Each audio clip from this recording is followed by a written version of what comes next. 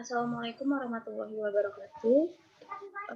Perkenalkan, kami dari kelompok 1 epidemiologi deskriptif akan membahas mengenai konsep penyebab penyakit dalam epidemiologi, yaitu agent, host, dan environment.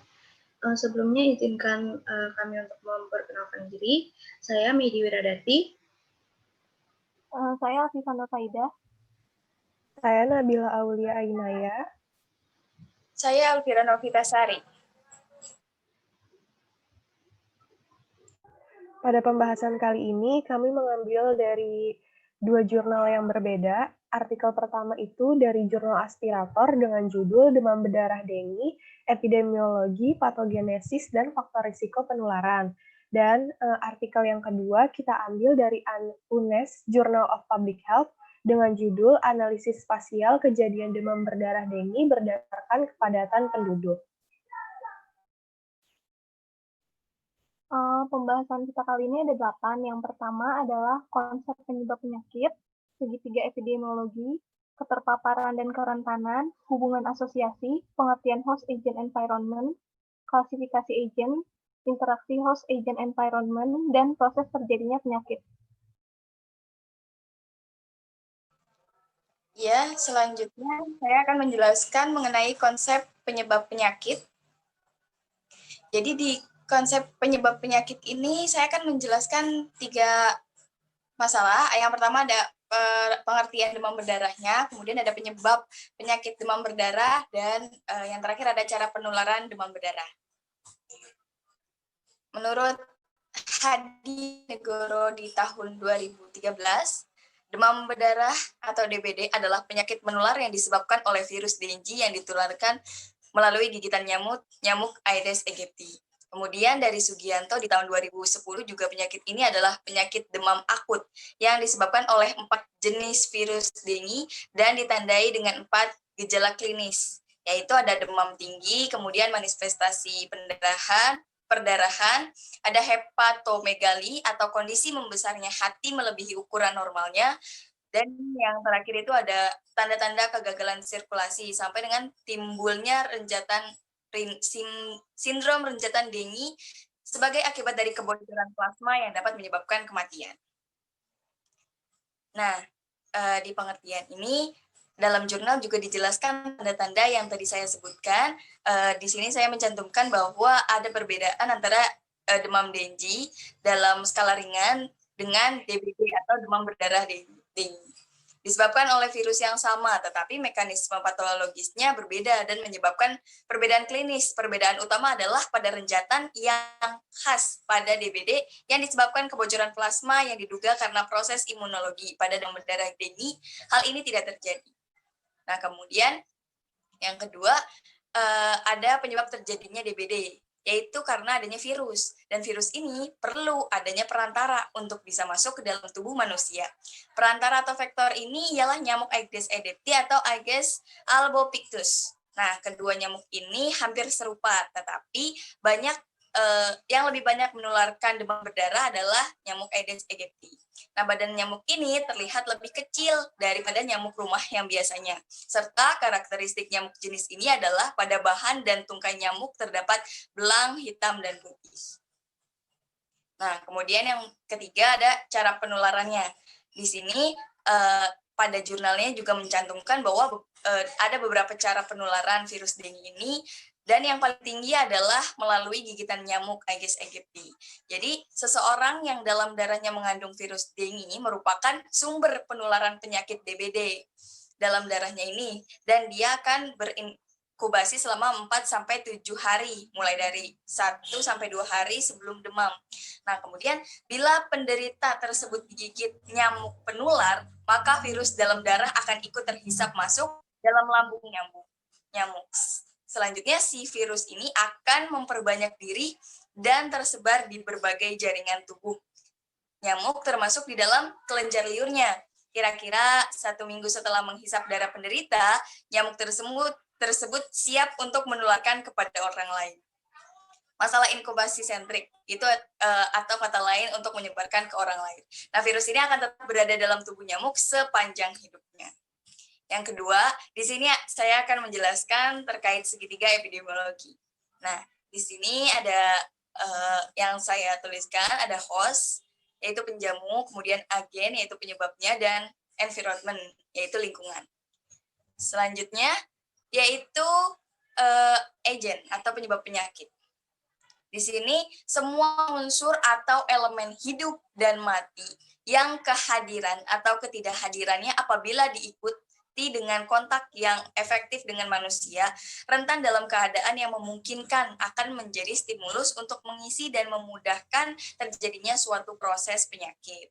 Hal ini diungkapkan menurut Fitriani dalam jurnal lain. Ya, dan dalam hal ini juga yang menjadi agennya yaitu virus dengue. Nah, di sini di jurnal dijelaskan bahwa agennya itu juga virus dengue termasuk dalam famili Flaviridae. Nah, selanjutnya itu ada host atau penjamu. Nah, yang dimaksud di sini host adalah si penderita penyakit DBD ini.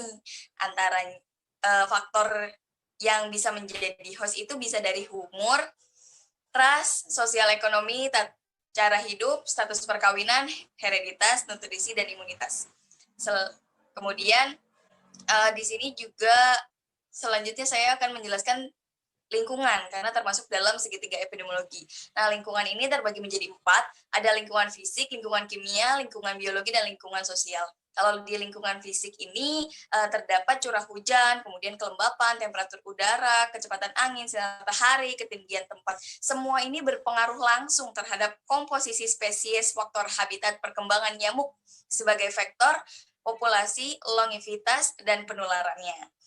Nah, selanjutnya saya akan menjelaskan terkait lingkungan kimia.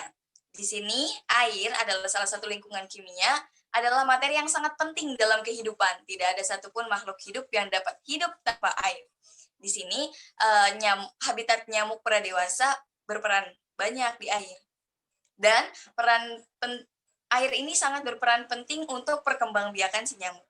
Akhirnya, salah satu diantaranya adalah infeksi yang ditularkan oleh serangga yang bergantung pada air, yaitu perkembangbiakan Aedes aegypti. Kemudian selanjutnya ada lingkungan biologi, dan ini berpengaruh terhadap resiko penularan penyakit menular.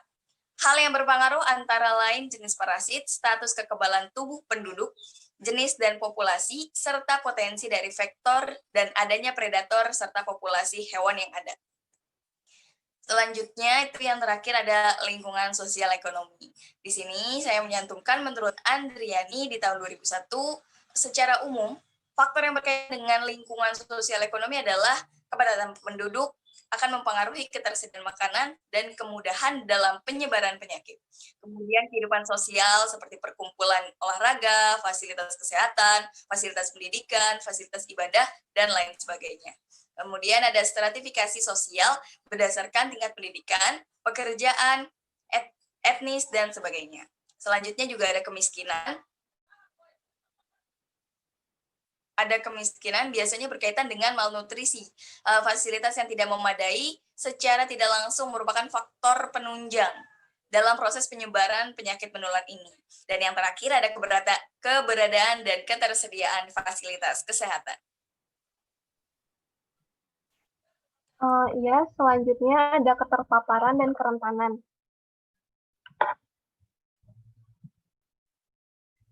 Jadi keterpaparan atau exposure adalah variabel efek kausal yang akan diperkirakan. Contoh exposure itu dinilai menurut studi epidemiologi ada faktor lingkungan, sosial ekonomi, dan kondisi kerja. Di jurnal ini, contohnya adalah penderita banyak ditemukan sebagian besar di wilayah subtropis dan tropis. Mengapa demikian? Karena peningkatan curah hujan akan meningkatkan kelembapan dan temperatur. Hal ini akan mendukung seluruh aktivitas nyamuk, termasuk memperpanjang umur dan bereproduksi. Vektor Aedes aegypti akan berkembang secara optimum pada temperatur 20-28 derajat Celcius.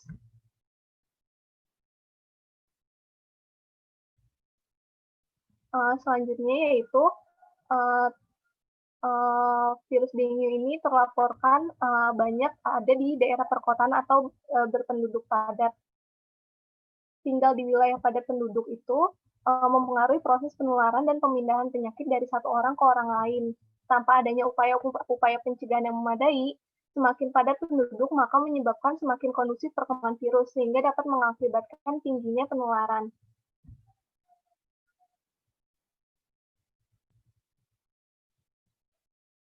Selanjutnya ada kerentanan. Jadi, kerentanan adalah posisi relatif tidak menguntungkan seseorang, populasi, atau ekosistem dalam menanggapi ancaman. Contohnya karena gangguan nutrisi, kognisi, atau kondisi sosial. Di jurnal ini contohnya adalah orang yang diam atau tidak bergerak 3,3 kali lipat lebih banyak digigit nyamuk Aedes aegypti dibandingkan orang yang lebih aktif. Karena nyamuk butuh situasi yang tenang untuk menghisap darah. Contohnya adalah saat manusia tidur atau tidak bergerak.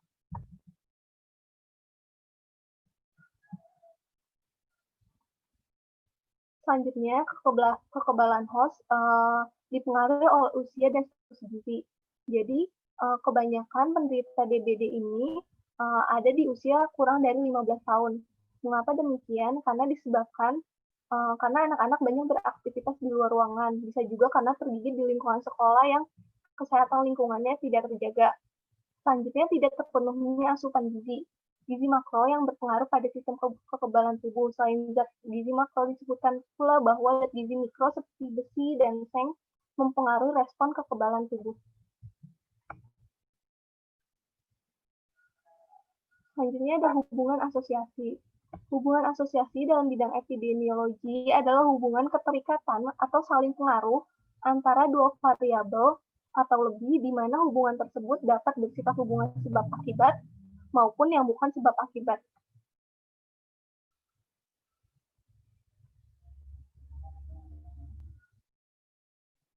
Jadi saya mengambil jurnal analisis spasial kejadian demam berdarah dengue berdasarkan kepadatan penduduk. Pertama, karena desain yang digunakan penelitian tersebut adalah cross-seksional, penelitian cross-seksional mengukur sebab akibat pada waktu yang bersamaan, maka tidak terpenuhi syarat temporal ambiguity atau penyebab mendahului akibat, maka tidak dapat diketahui apakah penyebab muncul lebih dulu dibandingkan akibat. Yang kedua, karena pada penelitian tersebut dianalisis dengan analisis spasial, maka tidak dapat diketahui kekuatan hubungan atau ukuran asosiasinya. Namun pada penelitian tersebut disimpulkan bahwa sebaran kasus DBD memiliki hubungan atau asosiasi atau keterikatan secara spasial dengan kepadatan penduduk. Maka dapat disimpulkan bahwa penelitian tersebut analisis hubungannya adalah kausal tidak langsung atau bersifat semu.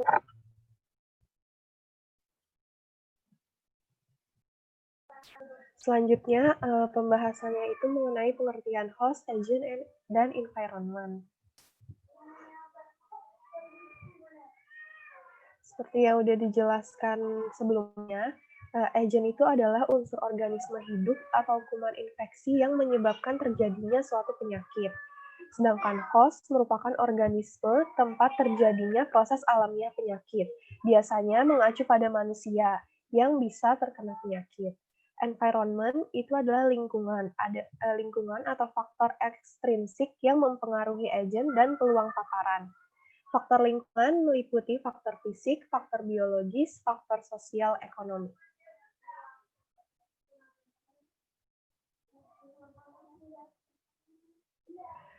Nah, sesuai dengan jurnal artikel yang kita ambil, jadi untuk penyakit DBD, agentnya itu adalah virus dengue. Untuk hostnya sendiri adalah manusia, dan lingkungannya itu wilayah tropis dan subtropis. Karena di wilayah tropis dan subtropis itu curah hujan cukup tinggi, kelembapannya juga cukup tinggi, sehingga mempengaruhi aktivitas si nyamuk ini untuk bereproduksi.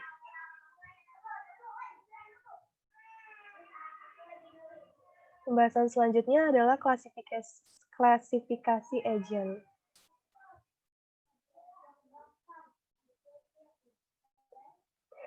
Agent itu dibagi jadi 5. Yang pertama itu ada biologis. Kalau biologis itu contohnya adalah virus, bakteri, jamur, dan parasit. Yang kedua itu adalah agent fisik. Contohnya radiasi, kebisingan, dan suhu. Selanjutnya itu agent kimiawi. Contohnya adalah zat kimia berbahaya dan gas beracun. Selanjutnya itu agent mekanik. Itu contohnya adalah gesekan, benturan, dan pukulan yang menyebabkan penyakit pada si hostnya.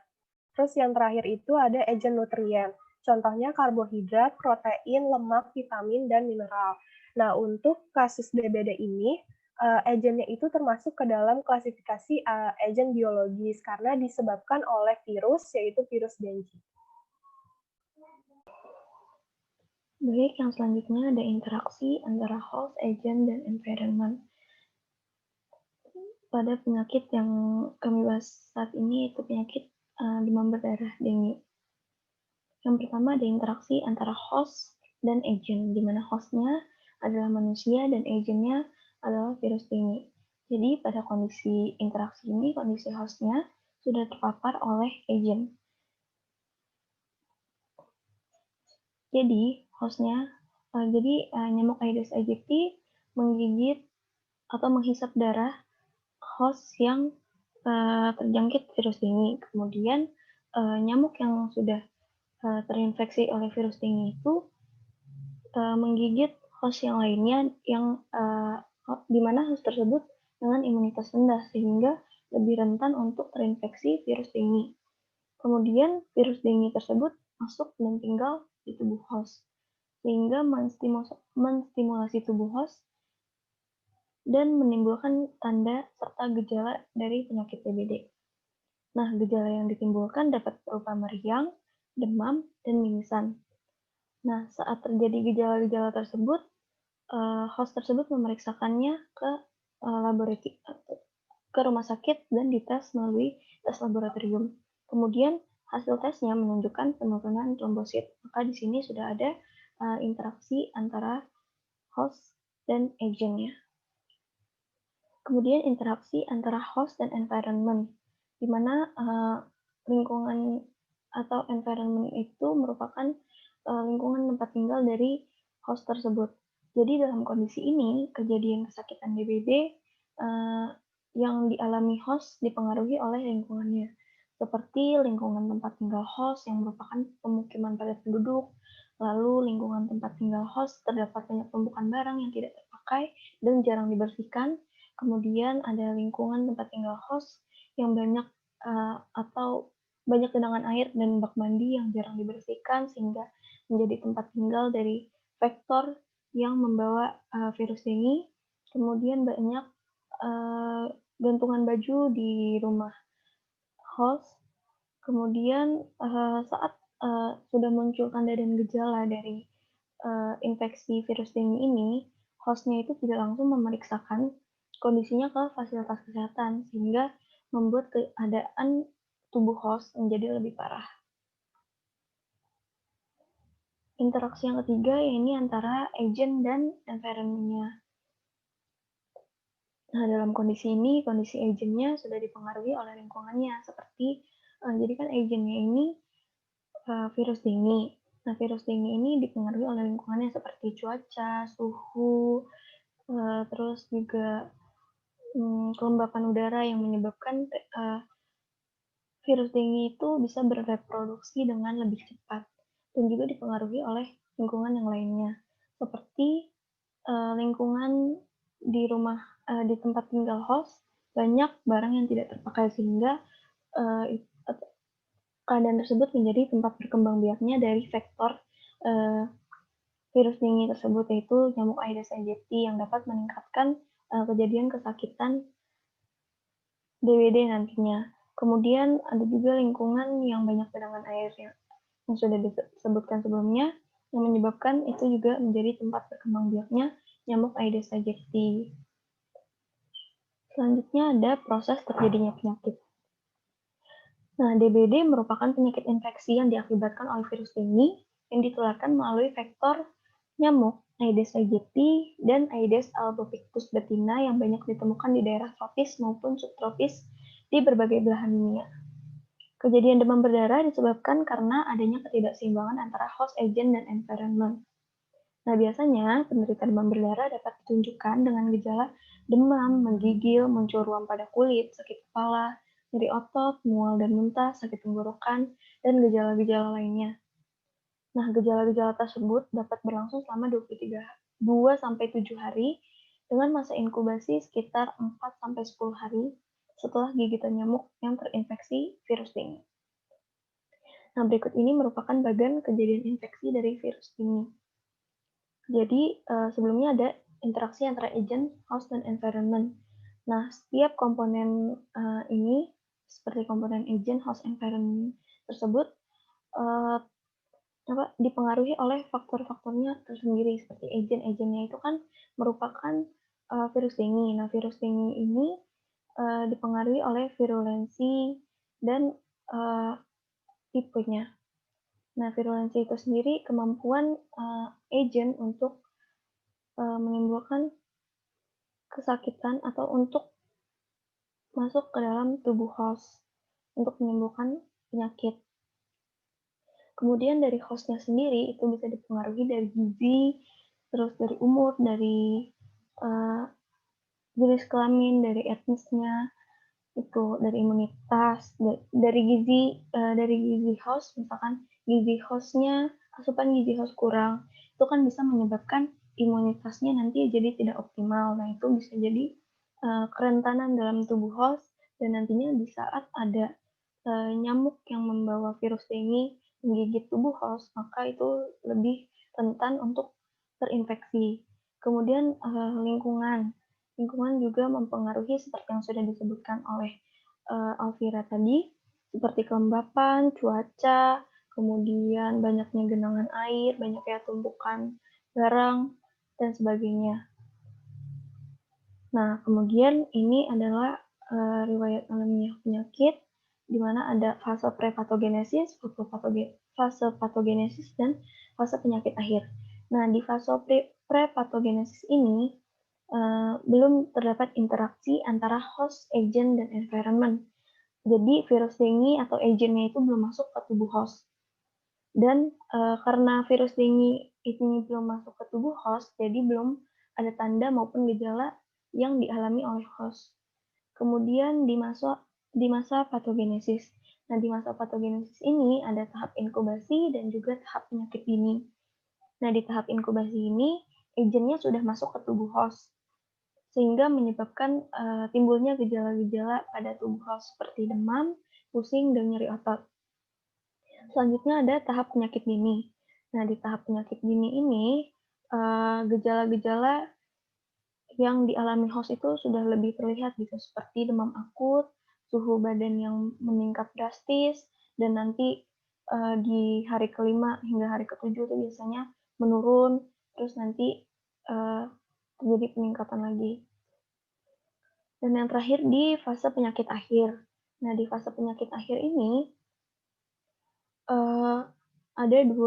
ada beberapa kemungkinan. Jadi jika host tidak dapat melewati fase kritis, maka kejadian kesakitan itu bisa berakibat fatal atau menimbulkan kematian. Tetapi jika host sudah melewati fase kritis dan masuk ke fase penyembuhan, itu ada tanda-tandanya seperti nadinya menguat, lalu pendarahannya berhenti, terus juga terjadi perbaikan fungsi tubuh. Ya, berikut ini merupakan daftar pustaka yang kami gunakan dalam menyusun materi.